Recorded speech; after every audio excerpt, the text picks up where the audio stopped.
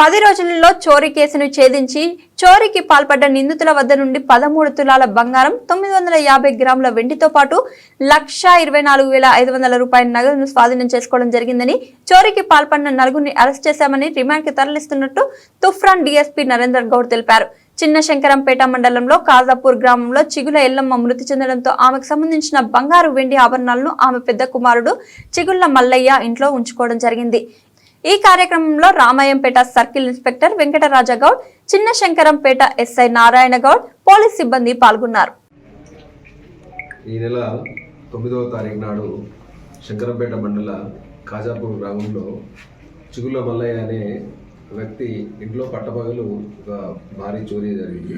ఇంట్లో ఒక 13 తులాల బంగారము, తర్వాత మొత్తము ఒక 955 గ్రాముల వెండి ఆభరణాలు, అదేవిధంగా ఒక 1,10,000 రూపాయల క్యాష్ అనేది దీంట్లో చోరీ కావడం జరిగింది.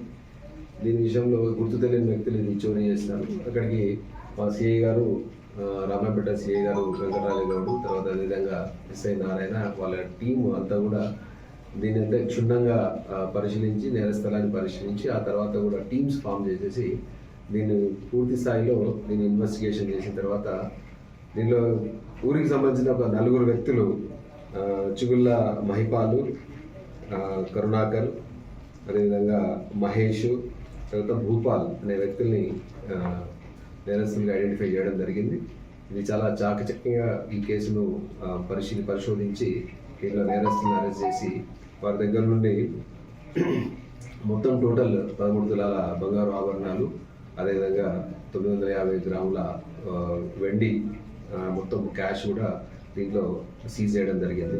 ఈ నేరస్తులు వీళ్ళు గతంలో కూడా వీరికి ఈ నేర చరిత్ర ఉన్నది. గతంలో 2022 తర్వాత 2024 సంవత్సరంలో కూడా 2 కేసుల్లో ఇన్వాల్వ్ ఉన్నాయి.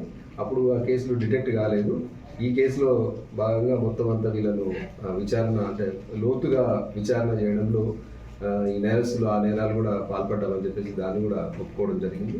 ఇంకా వీళ్ళకి సంబంధించింది కూడా ఇంకా మేము పూర్తి స్థాయిలో వీళ్ళకి సంబంధించిన విచారణ చేస్తున్నాము. ఇంకా వీరికి సంబంధించిన ఇంకా ఏమైనా కేసులలో వీళ్ళు ఉన్నాయన్నది కూడా తర్వాత కూడా మేము ఈ పరిశోధన అనేది కంటిన్యూ చేస్తున్నాం. ఈరోజు వీళ్ళను అరెస్ట్ చేయడం జరిగింది.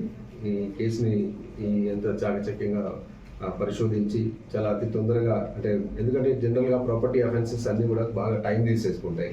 అది పెద్ద ఎత్తున చోరీ జరిగిన వాటిని కూడా బాగా టైం తీసుకుంటుంది. కానీ దీంట్లో ఏంటంటే పూర్తి శ్రద్ధతోటి దీని మీద ఫోకస్డ్గా చేసినారు ఈ టీము.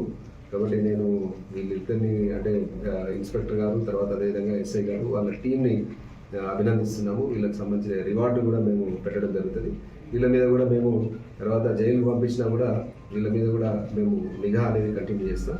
ఈ సందర్భంగా అందరికీ, ప్రజలందరికీ కూడా మేము చెప్పే సందేశం ఏమిటంటే, మీ ఇంట్లో విలువైన వస్తువులు కానీ, తర్వాత ముఖ్యంగా క్యాష్ అనేది ఈ మధ్యన నార్సింగి పరిధిలో కూడా జరిగింది. క్యాష్ అనేది ఎక్కువ పెద్ద మొత్తంలో ఇంట్లో మీరు ఉంచుకోవద్దు. ఎందుకంటే మీ విలువలు కానీ మీరు కానీ అంత పూర్తిగా మొత్తం ఏంటంటే సెక్యూర్డ్గా ఉండవు. కాబట్టి బ్యాంకులలో మీరు దాచుకోమని చెప్పేసి అందరినీ చేస్తున్నాం.